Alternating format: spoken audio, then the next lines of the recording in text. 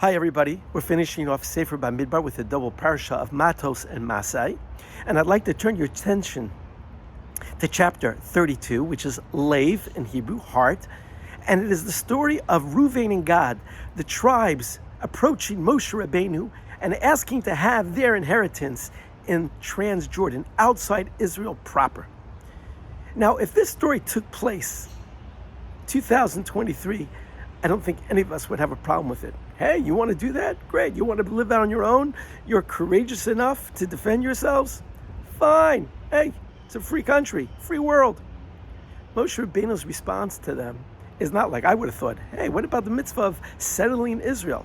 No, his response is, Reuvan Gad, if you decide that you are going to let your brothers go fight and you stay back, you know what's going to happen? Verse 7. V'lama tin'un et lev b'nei Yisrael. You will turn the heart. You will cause your brothers and sisters to be disheartened and to feel that they are not going to be able to conquer Eretz Yisrael, and they're going to make the same mistakes that their ancestors made.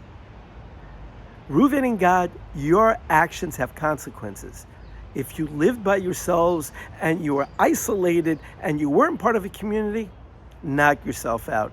But you're part of the Jewish people.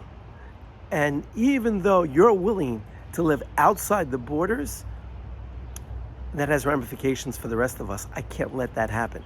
And so Reuvan and Gad get the message from Moshe Rabbeinu, and they make a promise which they do keep, and that they will set up their cities for their children and families, fight along Bnei Yisrael until Eretz Yisrael is conquered and divided, and only 14 years after the Jewish people enter Eretz Yisrael do they return home.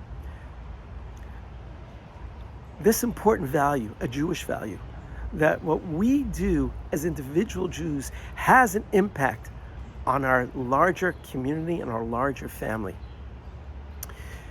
We have in this week's parasha also the death of Aaron. And no one mourned Aaron. Aaron was mourned greater than any other righteous person.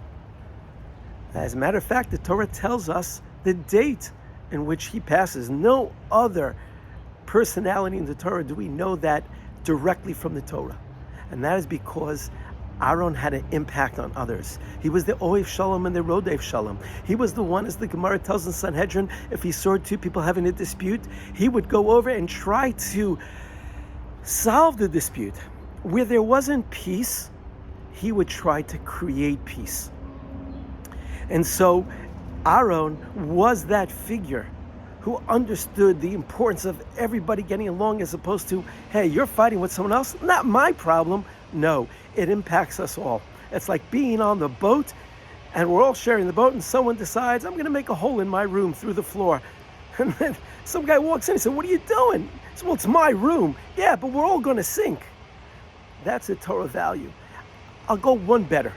We have the story of Ir Miklat, the cities of refuge, where someone who kills inadvertently will go and have his day in court.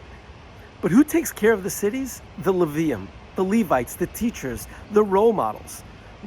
Why are we putting those two groups together? Chazal tell us so that the Levium can have a positive impact on their brothers and on their sisters.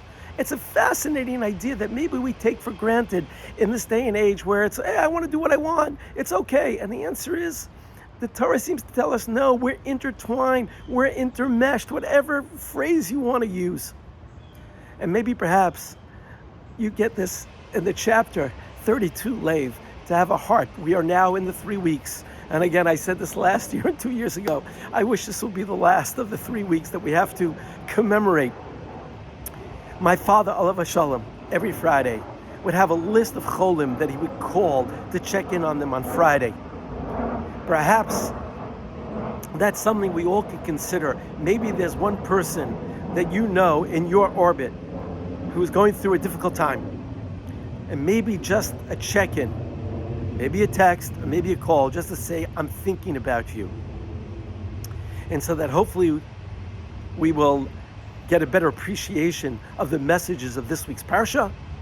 And hopefully, all get that lesson to understand that in order for Mashiach to come, we're all in this together. We don't want to opt out. Anyway, if you care, please share. If you like what you hear, please subscribe. Shabbat Shalom, everybody. I believe this week is Shabbos Mevarchim, so have a good Shabbos, everybody.